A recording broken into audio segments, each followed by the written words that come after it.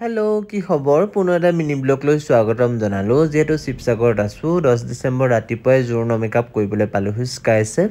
আৰু মোক হেল্প কৰি আহিছে আমাৰ পৰি কালি মোক ভাত খাবলৈ নিমন্ত্ৰণ কৰি ৰাতিপুৱাই আহি পাই গ'লহি মোক হেল্প কৰিবলৈ মাতিছিলোঁ কাৰণ আৰু আজি ব্ৰাইড হ'ল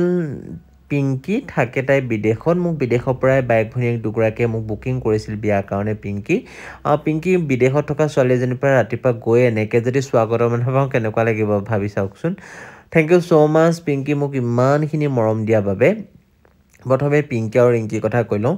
বিদেশত থকা ছোৱালীৰ ভিতৰত মই ফাৰ্ষ্ট টাইম পাইছোঁ এনেকুৱা চিম্পুল ইমান সহজ সৰল ছোৱালী আৰু মোক প্ৰথমেই কৈছিলে যেন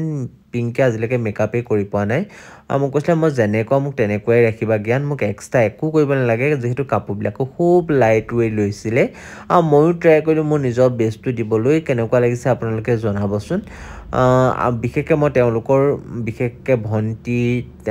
পিংকি আৰু আণ্টি তিনিগৰাকী মানুহৰ লগত কথা পাতি এনেকুৱাই ভাল লাগিলে মই ভবা নাছিলোঁ ইমানখিনি মৰম পাম বুলি তেওঁলোকৰ পৰা আকৌ মিনি ব্লগ লৈ আহিম পিংকি ভাগৰ আজিলৈ লৈছোঁ বিদায় বাই বাই